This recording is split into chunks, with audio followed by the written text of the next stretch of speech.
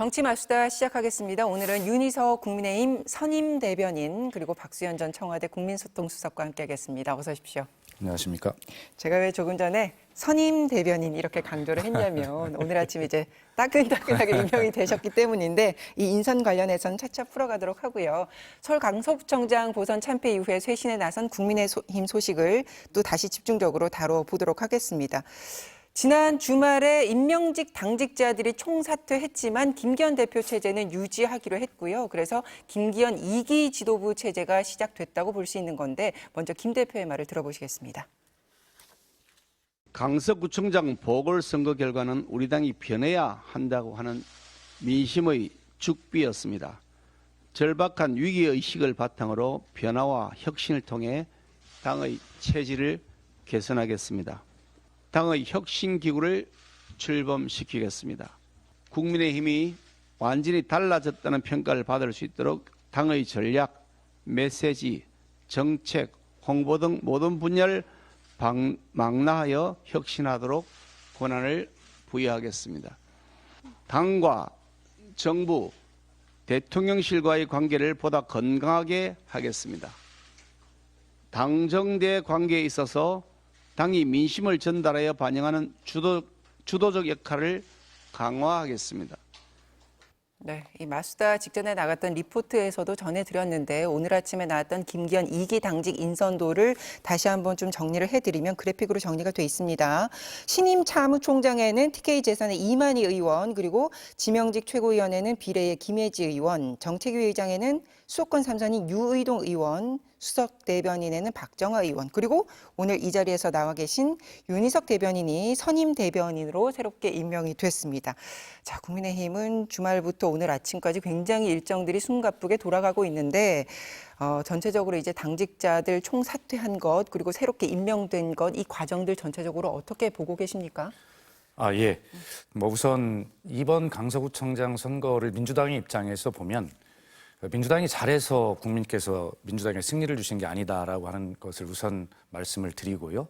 아마 국민께서는 이 더 중요한 회초리를 들으셨는데 아마 집권 여당인 국민의힘을 더 한번 국정 운영 기조를 바꾸지 않으면 안 된다라고 하는 심판을 먼저 해야 되겠다. 그렇게 해서 이제 심판을 하신 거다 이렇게 보는데 결과적으로는 국민의힘의 의원총회나 지금 나오고 있는 여러 가지 그 메시지들을 보면 그런 것들을 국민들께서 원하시는 것들을 지금 제대로 수용하고 있는지에 대한 그런 걱정은 저도 하고 있어요. 그래서 결과적으로는 당이 이 당직자를 바꾸고 당이 무슨 방향을 바꾸는 것이 중요한 게 아니라 국정 기조는 결과적으로 대통령께서 바꾸셔야 되는 것 아니겠습니까? 그런데 어쨌든 지금 이 자체를 평가는 이제 보류하기로 하고요. 그런 일을 어떻게 지금 이제 신임 지도부가 지금 김기현 대표 말대로 용산과 함께 이 문제를 어떻게 국정 기조를 제대로 국민의 눈높이로 가져갈 수 있는가, 그런 역할을 제대로 할 수 있는가를 보고 인선의 결과를 나중에 평가를 해야 될 것이다. 저는 그렇게 보고 있습니다. 오늘의 그 인적 쇄신이라고 하는 것을 정말 쇄신이라고 볼 수 있는 건지는 차후에 평가할 사안이다. 그렇습니다. 네. 예. 그렇습니다. 일은 사람이 하는 것이기 때문에 이 당의 진용, 인사들의 면면을 보면은 앞으로 어떤 일을 할 것인가에 대해서 볼 수 있지 않겠습니까? 저희가 솔직히 당의 그 현역 의원 숫자가 적기 때문에 인물난이라면 인물난이라고 할 수 있는 그런 상황입니다. 그런 가운데서도 오늘 인선을 잘 살펴보면 인물난 속에서도 수도권 인사라든지 젊은 분들을 인선했다. 이런 부분들이 좀 돋보이는 그런 측면이 있다고 저도 평가를 하고 그런 차원에서 볼 때 국정 기조 말씀하셨는데 지금까지 어떤 국정 기조가 조금 폐쇄적이거나 조금 국민의 민심을 받아들이는 데 있어서 좀 속도가 느리거나 이랬었던 지적을 상쇄할 수 있는 그런 메시지를 국민께 드리는 그런 인선이었다고 저는 생각합니다. 네, 좀 구체적으로 더 들여다 보겠습니다. 내년 총선의 실무를 담당하게 될 사무총장이 이제 누가 될 것인가 이게 굉장히 상징성이 있는 건데 지역구가 경북 영천 그러니까 TK 재선의 이만희 의원이 임명이 된 것이 눈에 띕니다. 국민의힘이 이번 쇄신안에서 수도권과 충청권 인사들을 전진 배치하겠다 이렇게 밝혔었는데 핵심 당직인 사무총장의 TK 인사가 인선이 됐단 말이에요. 이거 어떻게 봐야 그 됩니까? 부분은 제가 좀 설명을 드려야 되겠는데요. 저희 당 의석수가 한 110석 정도 됩니다. 그 상황에서 영남 의석수 전체가 65석인데요. 그중에 저희가 60석 이상이에요. 그렇다면 저희 당 절반 이상이 영남 출신, 영남 지역구를 가지고 있는 국회의원이라고 보고 또 재선 3선 이상 사무총장을 할 수 있는 중진의원급도 보면 영남 출신들이 뭐 거의 절대적으로 있습니다. 그래서 이것을 왜 또 TK 출신 의원을 사무총장이라는 중책을 맡게 하느냐라는 지적은 저희 당 상황을 조금만 보시면 충분히 이해하시리라고 보고 이만희 의원이 출신은 TK일지는 몰라도 재선 의원으로서 경찰 행정을 쭉 오래 하신 분이고 그동안 의정 활동을 통해서 충분히 사무총장으로서의 역량을 발휘하실 수 있는 그런 부분을 많이 보여줬다. 이런 부분이 발탁의 배경이다. 이렇게 설명드리겠습니다. 이제 국민의 눈높이에 맞는 파격적인 인사가 나와야지 뭔가 쇄신이라는 좀 감동이 있지 않겠나 이런 지적들이 있었는데 그것과는 이제 좀 다른 인선이에요. 그러니까 우선 우리 윤희석 대변인 말씀을 들어보니까 저도 그런 또 현실적인 문제가 있구나 이렇게 이해가 되는데 그러나 이제 비판하는 측에서 보면 이렇게 할 수가 있죠.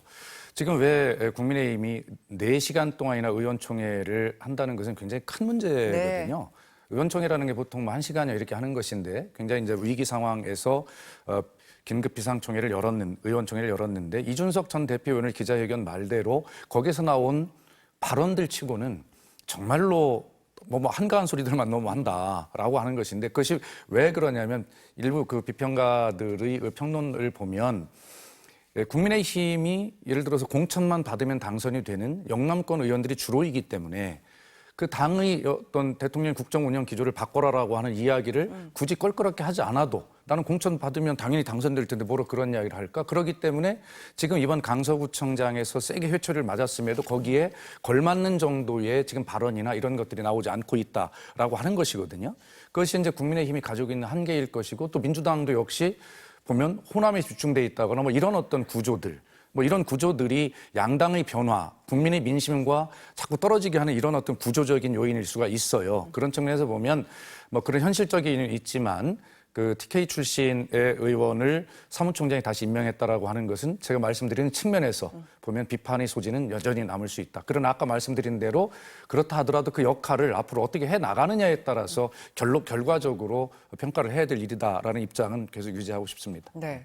그 말씀해 주신 것처럼 의원총회에 참석한 의원들의 그 구성을 봤을 때 사실 수도권에서 그 의원직을 유지하고 있는 인사들이 몇 명 되지 않기 때문에 사실은 그들의 목소리가 적극적으로 반영될 수 없는 구도였고 그리고 수도권에서 나오고 있는 지금 뭐 위기론 이런 것들을 비춰봤을 때 원외 인사들이 갖고 있는 상당한 불만이나 이런 것들이 제대로 반영이 되지 않는 의총일 수밖에 없었다 이런 얘기들이 나오는데요. 그렇지 않습니다. 오늘 인선 내용을 보더라도 강서구청장 선거에 저희의 패배에 따른 저희 당의 어떤 변화 이런 것들이 충분히 반영됐다고 봐야 해요. 왜냐하면 저도 서울에서 도전을 하는 입장입니다. 그럼 지금 말씀하신 대로 그런 비판이 충분히 가능하지만 영남 출신 의원이 사무총장이 됐다고 해서 어떤 공천 작업이라든지 당의 쇄신 작업이 후퇴를 한다 아니면 구태스럽게 그대로 유지된다 동의할 수 없습니다. 공천은 어디까지나 사무총장의 실무적인 역할을 맡는 거고요. 당원의 뜻에 따라 국민의 뜻에 따라 결정될 수밖에 없는 것이라는 것을 알고 저희가 강서구청장 선거 이후에 이렇게 변화되는 모습을 보였다는 것 자체가 의미가 있다고 저는 생각한다는 그런 말씀을 꼭 드리고 싶습니다.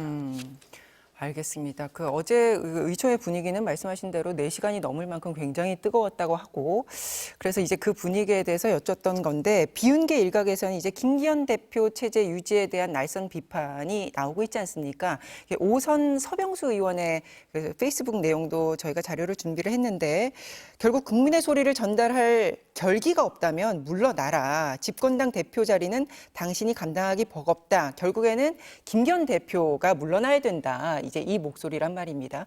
사실 이 목소리가 비단 서병수 의원만의 목소리가 아니라 뭐 일각에서 여러 번 나오고 있으면서 이기 체계를 김기현 대표로 그대로 가면서 어떻게 쇄신을 논할 수 있겠는가 이런 문제제기가 계속 있었지 않습니까?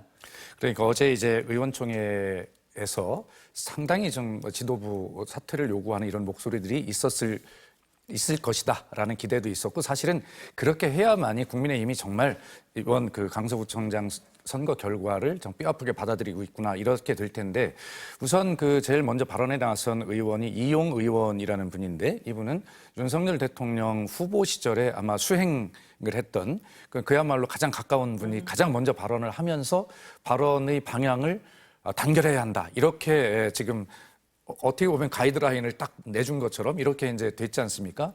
또 서병수 의원도 저렇게 SNS에 썼지만 의원총회 현장에서는 저런 발언을 하지 않은 것으로 알려져 있고 그렇기 때문에 이용 의원이 발언을 그렇게 하니까 이것이 아마 용산의 뜻이 아니냐라고 하는 뭐 그렇게 이제 의원들이 이제 현장에서 받아들일 수밖에 없는 그런 구조가 이제 됐다라고 저는 그렇게 분석을 합니다.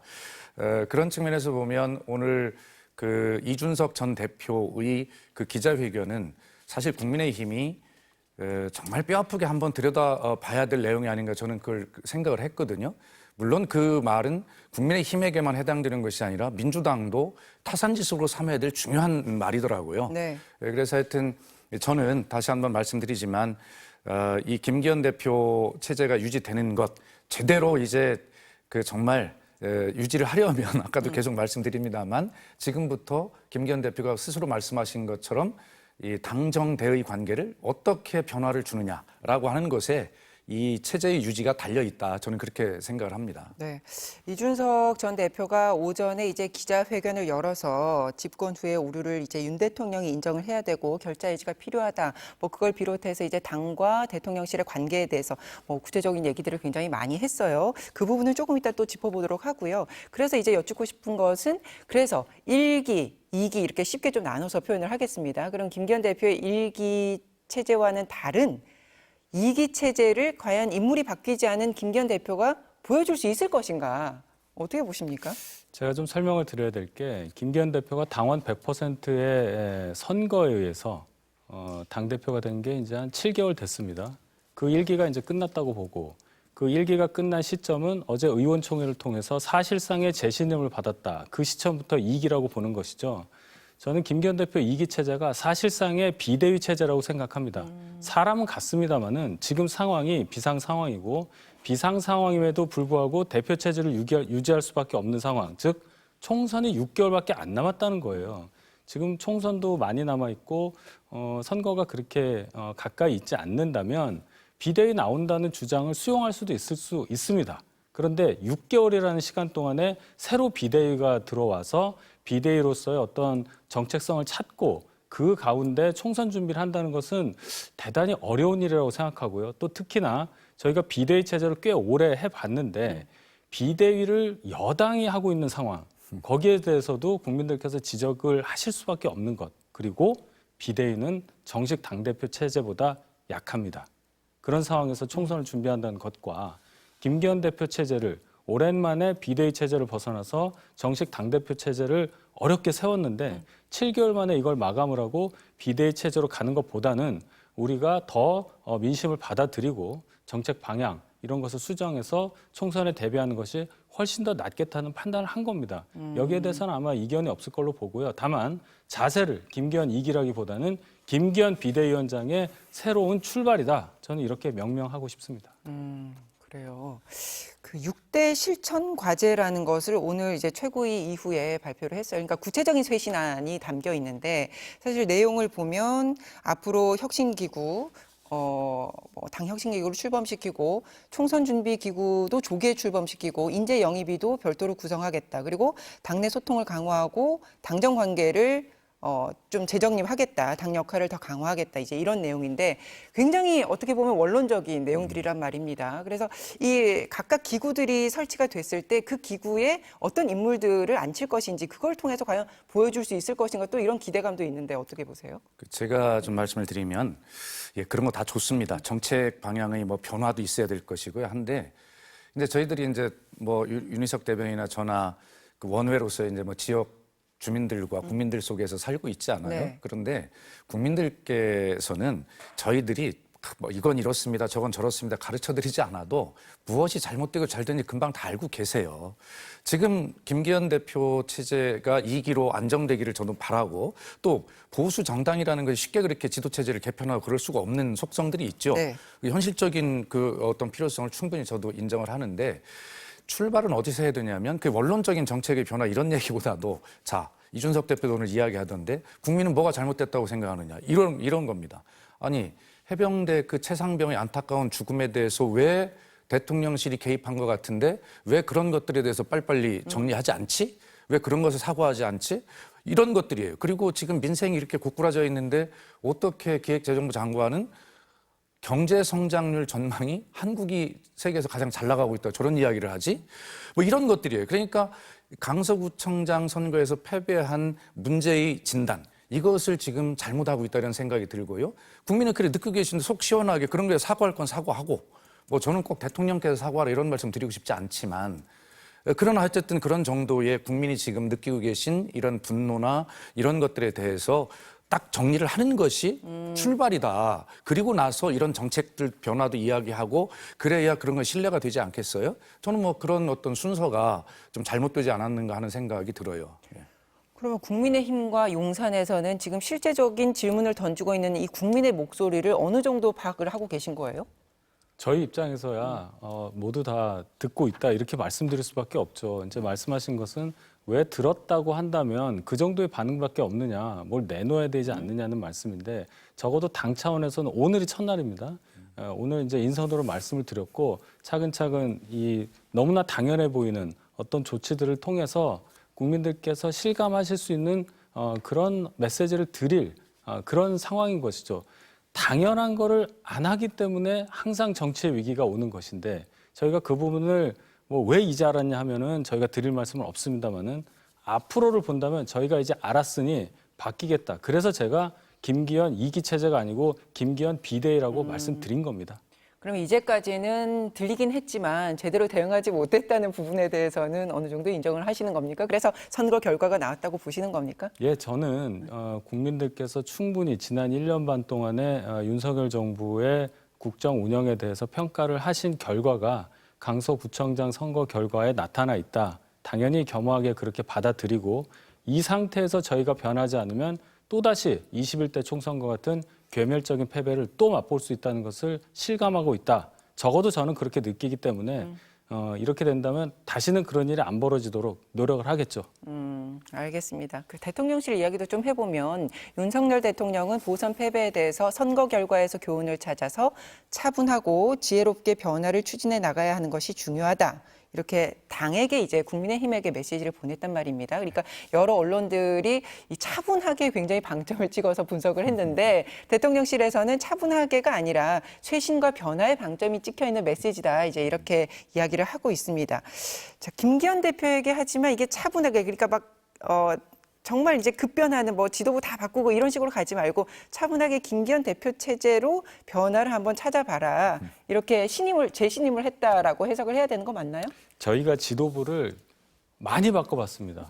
뭐 아시지 않습니까? 김종인 비대위부터만 시작을 해도 비대위가 그동안 주호영 비대위도 있었고 또 정진석 비대위도 있었고 이준석 대표 체제도 있었고 그 체제가 바뀌는 과정에 얼마나 큰 고통이 있었습니까? 그런데 결과가 좋지 못했어요. 그런데 김기현 대표 체제는 이 체제 자체만으로도 의미가 있는 대표 체제였습니다. 말씀드렸다시피 여당으로서 유례없는 비대위 상황을 극복을 하고 당원 100%의 투표로 선출된 그런 민주적 정당성을 갖는 대표 체제란 말이에요.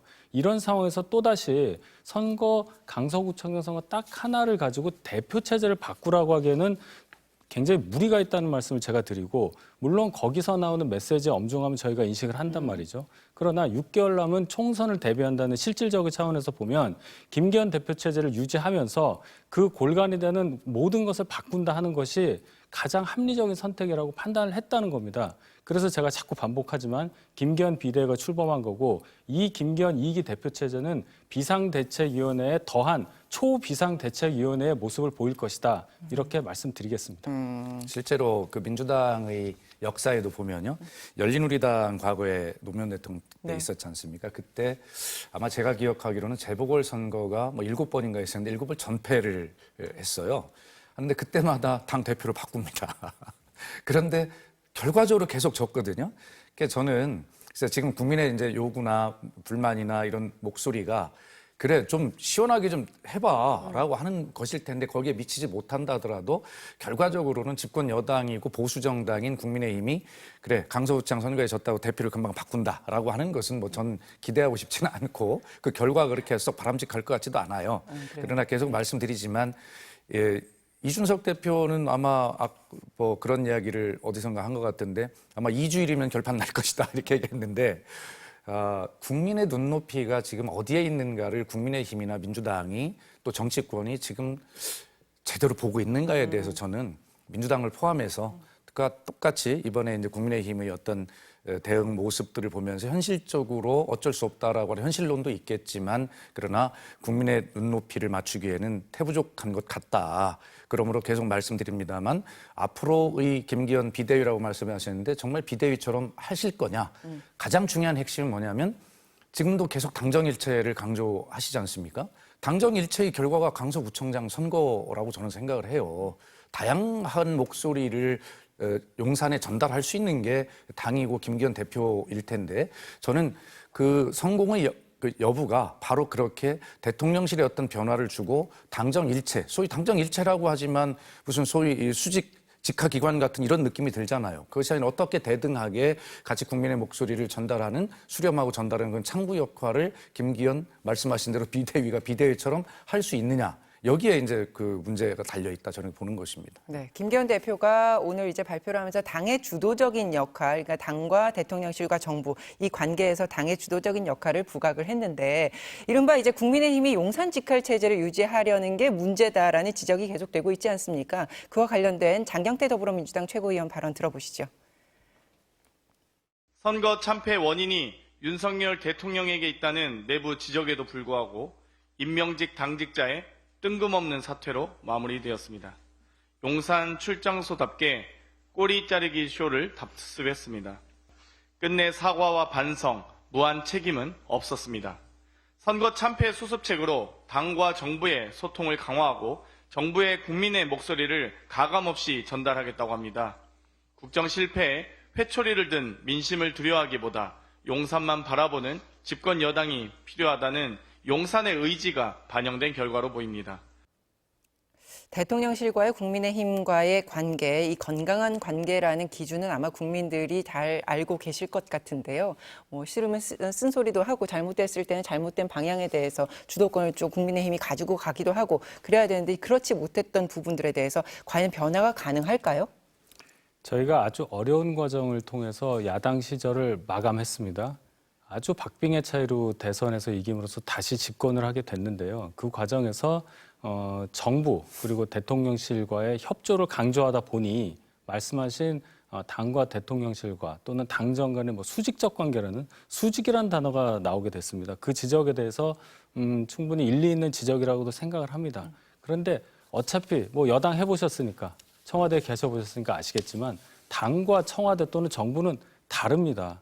당은 선거를 통해서 계속 민심을 먹고 사는 조직이에요. 그렇기 때문에 지금 이 시점부터는 총선의 시간이 오잖아요. 당의 시간이라는 의미예요. 그런 차원에서 당이 뭔가 이 총선에 있어서의 주도권을 갖고 건강한 관계라고 저희가 표현을 했습니다. 기존처럼 보일 수 있는 어떤 수직적 관계의 모습은 당연히 있을 수가 없는 것이고요. 그런 것을 반복한다면 총선 승리 넘어간다는 거 저희가 잘 알고 있습니다.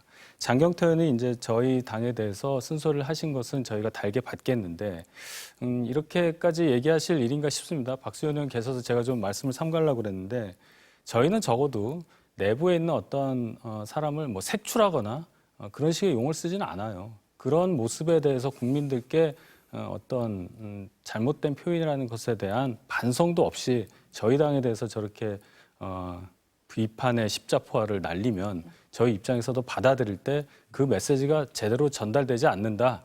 이렇게 말씀드리고 싶습니다. 장경태 최고가 이야기하지 않더라도 세간에서 나오는 그 메시지의 핵심에 대해서는 알고 계실 테니까 네. 그 부분에 대해서는 이제 변화의 가능성이 충분히 있다. 지켜봐달라. 네. 이렇게 말씀하시는 것 같아요. 예. 이제 계속 말씀드립니다. 핵심은 사실 강서구청장 선거라고 하는 그 아주 한 230 10개 지자체 중에 하나의 선거인데 이것이 왜 이렇게 결과가 충격적이냐라고 하는 것은 결과적으로 이건 대통령께서 저는 일부 책임이 있다고 생각을 해요. 후보를 대법원 판결 이후 3개월도 안 된 후보를 사면 복권을 시켜서 후보를 만드는 순간 국민의힘 당에서는 아마 무공천 이야기도 나오던 상황인데 이 공천해야 한다라고 하는 메시지를 읽을 수밖에 없었지 않습니까? 그래서 공천을 했기 때문에 결과적으로는 윤석열 대통령께서 이 작은 강서구청 선거에 개입하시게 되고 거기에 추석밥상에 이재명 대표의 구속영장이 인용되는 그래서 이재명 구속이라고 하는 것을 밥상에 올리려고 했던 그래서 결과적으로는 강서구청장 김태우와 진교훈의 선거가 아니라 윤석열과 이재명의 선거가 돼버린 책임이 있단 말이에요. 자, 그런데 그때 국민의힘에서 거기에 대해서 아무 말씀도 못 하시고 결과적으로 그걸 받아들여서 공천을 하는 무리수를 둔 것이 바로 이런 결과가 나왔는데 그렇다면 그러한 어떤 상황 속에 총선을 앞두고 그렇다면 대통령실이 그런 태도가 변하지 않는다면 국민의힘이 그렇다면 그것에 대해서 그렇지 않습니다라고 이렇게 이야기할 수 있는 그런 용기가 있는가 지도부가 라고 하는 것 아마 그것이 저는 핵심일 거라고 생각을 해요. 예. 그 말씀하신 것처럼 당과 대통령실의 관계 재정립 문제는 핵심은 이제 내년 총선에서 공천의 주도권을 과연 누가 쥐게 되느냐 그걸 보면 명확히 드러날 거라고 보이는데 대통령실이 김기현 대표 체제를 유지한 게 사실상 공천권을 이제 주도하겠다. 라고 한 것에 다름 아니다라는 시각도 있는데요. 대통령실이 당의 공천 자율권을 완벽하게 주게 될까요? 그 질문을 너무나 환영합니다. 제가 설명할 게 많은데요. 결국은 그 얘기는 용산 대통령실에 있는 예를 들어 30-40명 정도의 총선 출마 희망자를 쉬운 표현으로 내리꽂을 거냐, 그것을 용인할 거냐, 당이 그런 정도로 저는 이해를 합니다. 근데 대통령께서 얼마 전에 말씀하신 게 있어요. 보도가 됐는데 용산에서 일하시는 분들의 출마는 얼마든지 용인을 한다. 그런데 원칙은 경선이다. 이런 얘기를 하셨단 말이에요. 경선이든 뭐든 간에 결국은 개인 경쟁력에 따라서 공천을 얻어라라는 얘기입니다. 용산을 배경으로 해서 어떤 다른 외력에 의해서 공천을 받을 생각을 하지 말라는 의미로 저는 생각을 했습니다. 그게 원칙이죠. 그게 자연스러운 거고. 당에서는 그런 총선 출마 희망자, 훌륭한 분들이 오면 올수록 좋은 겁니다. 그것을 공정한 절차를 통해서 공천 과정, 공천자로 만들고 그 공천된 분들을, 후보들을 당선시키는 게 당의 일이지 않겠습니까? 그런 차원에서 본다면 세간에서 그 오해하시는 그 부분들, 용산에서 공천권을 갖고 휘두르기 위해서 김기현 체제를 만들었고 그것을 유지하기 위해서 김기현 2기 체제 같다. 이것은 전혀 사실이 아니라는 말씀을 강조합니다. 강서구청장 같은 경우에서도 경선이라는 과정은 물론 거쳤습니다만 누가 봐도 이제 김태우라는 사람이 다시 후보가 됐을 때는 대통령의 의중이 결국에는 반영이 된 이제 후보가 된 것이었잖아요. 그러니까 거기서 이제 경선이라는 형식이 있었단 말입니다. 그러니까 이 형식과는 별개로 대통령의 의중이 절대적으로 발휘될 수밖에 없는 구도지 않냐 이렇게들 보는 시각에 대해서는 어떻게 말씀하시겠습니까? 그것은 결과론이라고 봅니다. 김태우 후보자가 만약에 그 사면복권이라는 과정이 없이 피선거권을 유지하고 있는 상태였다고 가정을 한다면 경선을 통해서 후보가 되는 그걸 가지고 지금 이렇게 얘기할 리는 없을 거예요. 결국은 뭐냐면 저희가 세 분이 경선을 했는데 이 선거를 이기기 위해서라면 그중에 가장 경쟁력이 있는 분을 후보로 뽑는 것이 당연한 겁니다. 저희가 지려고 2등 후보를 1등 후보가 문제가 있어서 이 사람을 배제하고 2등 후보를 공천할 수는 없는 거예요. 그리고 사면복권을 한 주체는 대통령이 맞습니다만은 공천까지 대통령이 했다는 그 추론에는 저는 동의할 수가 없어요. 증거도 없고요. 대통령이라는 직무를 가진 분이 그렇게 바쁘신 분이 구청장 선거에까지 개입을 한다는 것을 저는 대통령실에 2년 반 근무했던 입장에서 전혀 동의할 수 없습니다. 아마 그것은 박수현 의원께서도 일정 부분 동의하실 겁니다. 그럼요. 맞습니다. 그렇게 충분하게 말씀을 인정하실 수 있는데 말씀하신 대로 결과로는 그렇지 않다는 것이죠.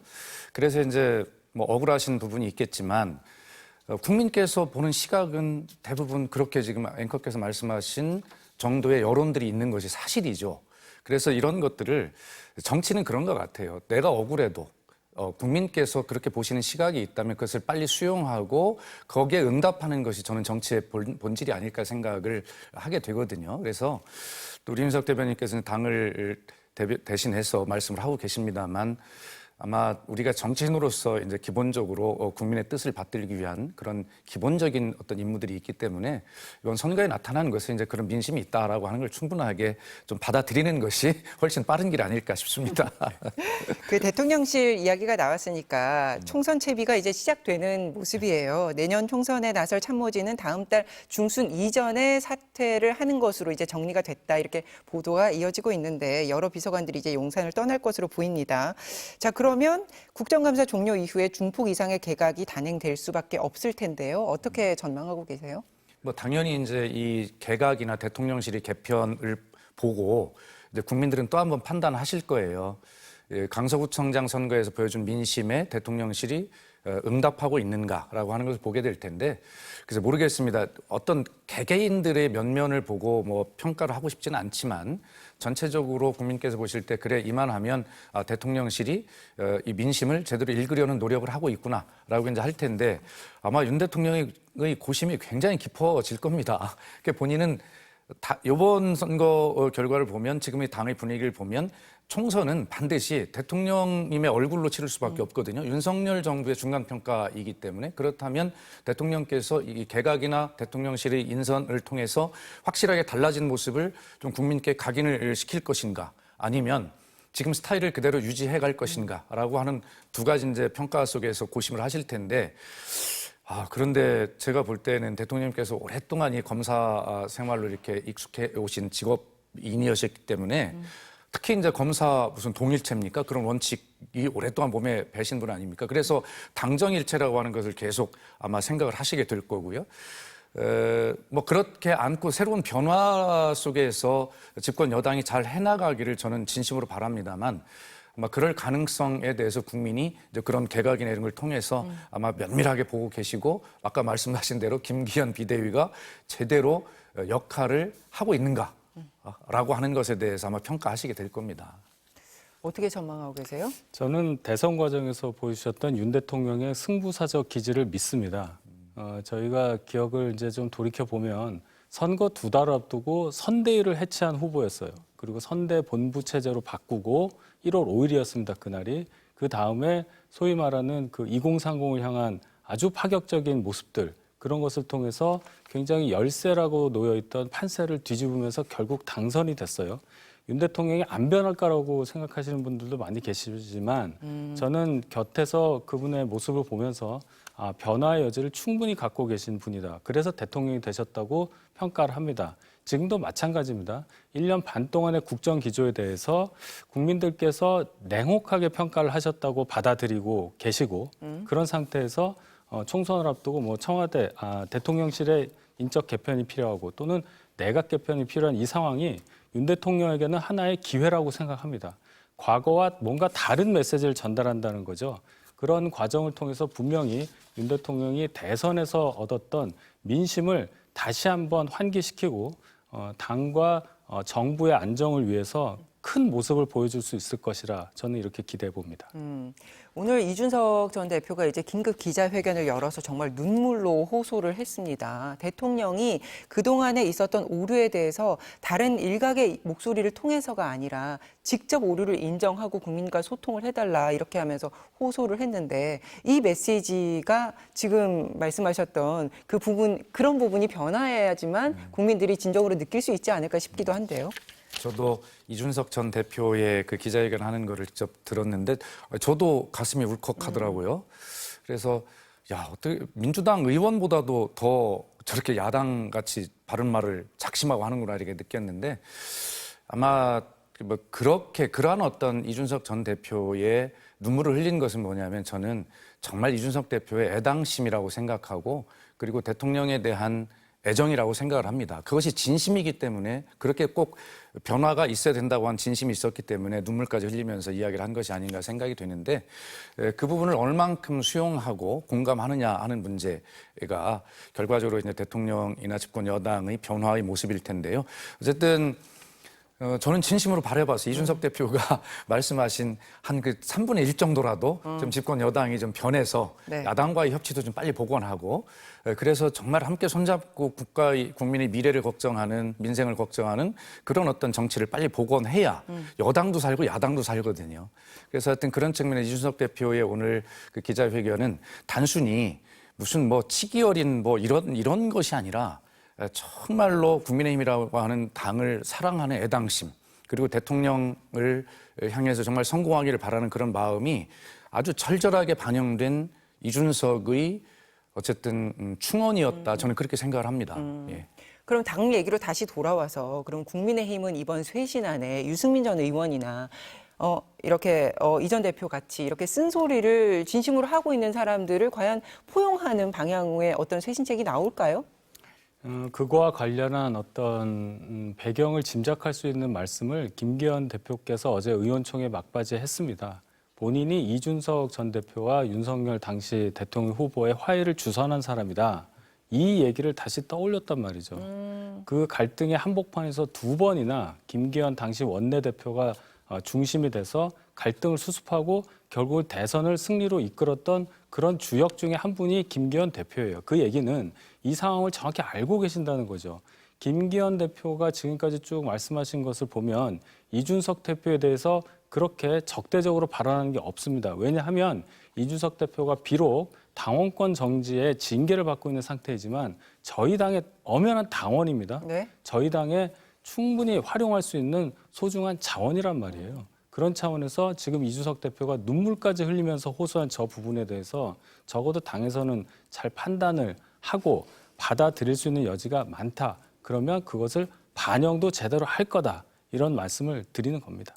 제가 그 마지막에 나왔다는 어제 그 의총에서 마지막에 나왔다는 그 얘기는 모르고 있었는데 어쨌든 윤 대통령과 이준석 전 대표와의 그 갈등에서 내가 중간적인 역할을 잘했다. 이 부분은 김기현 대표 본인이 역할을 잘하는 것을 부각시키기 위한 메시지였는가 아니면 정말로 이준석 대표 정도 되면 우리가 다 끌어안고 가야 된다는 메시지를 준 것인가 어떻게 봐야 됩니까? 그래서 배경이라고 제가 말씀드린 거예요. 어제 그 자리에서 김기현 대표 체제를 유지할 거냐 바꿀 거냐라는 것을 말을 하는 자리에서 지금 이준석, 유승민 이런 통합 얘기를 할 여지는 없죠. 그러나 제가 배경이라고 말씀드린 부분, 이분의 이 머릿속에 논리 체계 속에 윤석열, 이준석과의 화해 그 당시의 상황이 있다는 거예요. 그 우리 당의 어떤 분열할 수 있는 여지를 차단을 하고 결국 합쳐서 이겼잖아요. 지금 상황이 똑같습니다. 이준석 전 대표가 오늘 눈물까지 흘린 이유는 본인이 가진 여러 가지 억울한 감정이라든지 복잡한 감정이 나온 거 아니겠어요? 그것은 제가 볼 때 윤 대통령을 향한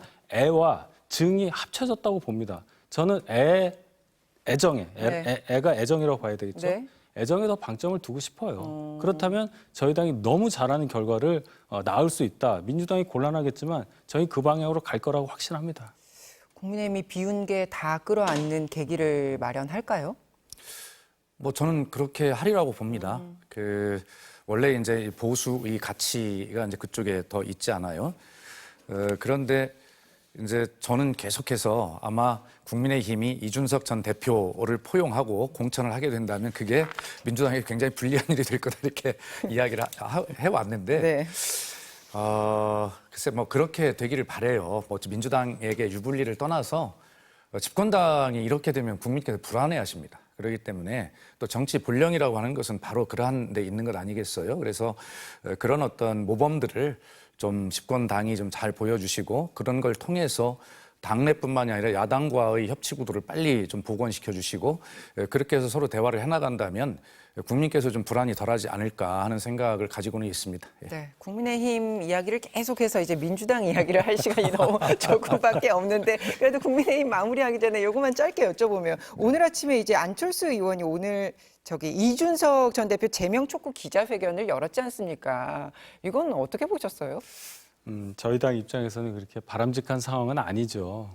이게 저희 당과 안철수 의원이 같이 함께한 이후에 벌어진 일이면 또 모르겠는데 그 이준석 전 대표와 안철수 의원이 그 바른미래당 시절에 한 5년 정도 된 걸로 기억을 하는데 당시에 어떤 보궐선거 공천 문제로 아마 충돌한 그 구원이 지금까지 작용한 거라고 봅니다. 개인적으로 잘 처리하시기를 바랍니다.